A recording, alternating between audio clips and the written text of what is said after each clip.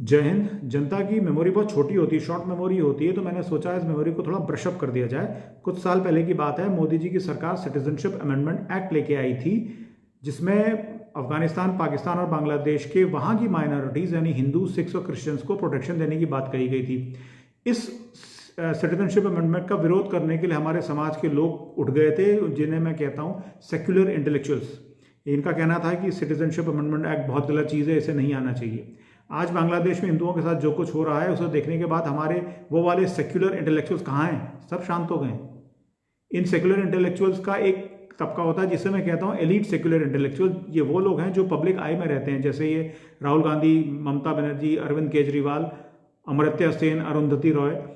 ये लोग आज कुछ नहीं बोल रहे हैं, ये बहुत ताज्जुब की बात नहीं है, because they are paid puppets. इन्हें पैसा मिलता है, यहाँ गड़बड़ी करो, आज वहाँ गड़बड़ी करो, उसका पैसा ले लो, तो ये लोग आज चुप हैं। मेरे लिए बुरे लगने वाली बात यह है कि आपके और मेरे जैसे लोग जो अपने आप को सो कॉल्ड मिडिल क्लास कहते हैं, ये लोग इनके पीछे पीछे सीएए के प्रोटेस्ट में चले गए थे।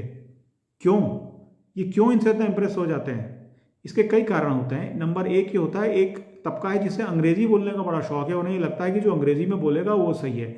महुआ मोइत्रा ने लोकसभा में एंटी सीएए भाषण दिया, उसे सुनने के बाद हमारे ये इस तबके के लोग कहने लगे, wow, she spoke such nice and rich English, such flamboyant English, she must be right. अंग्रेजी में बोल रही है तो सही बोल रही होगी। फिल्म शोले में जब धर्मेंद्र टंकी पे चढ़ जाता है, कहता है मैं नीचे कूद जाऊंगा, सुसाइड कर लूंगा, तो नीचे बैठे हुए कुछ गांव के लोग कहते हैं अंग्रेज जब मरते हैं तो उसे सुसाइड कहते हैं। ये उसी तबके के लोग हैं।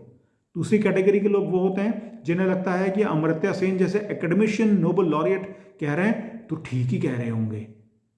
तीसरी कैटेगरी होती है जिन्हें लगता है Booker Prize winner Arundhati Roy कह रही है, बिल्कुल सही कह रही है। ये सारे घटनाक्रम देखने के बाद सीएए और उसके बाद बांग्लादेश में हिंदुओं के साथ जो हो रहा है और सीएए का प्रोटेस्ट करने वाले एलीट सेक्युलर इंटेलेक्चुअल्स आज गायब हो गए हैं, बांग्लादेश पे कुछ नहीं बोल रहे हैं। ये सब देखने के बाद क्या हमारे जवान लड़के लड़कियों को, हमारे समाज के लोगों को अंदाज नहीं आता है कि उन्हें कैसे बेवकूफ़ बनाया जा रहा है? ये पेड पपेट्स कभी यहाँ बर्बादी करते हैं, कभी वहाँ बर्बादी करते हैं। हम इस बात को जितनी जल्दी समझ जाएं और अपना ज्ञान बढ़ाएं, उसके बाद अपने आप को इंटेलेक्चुअल कहें।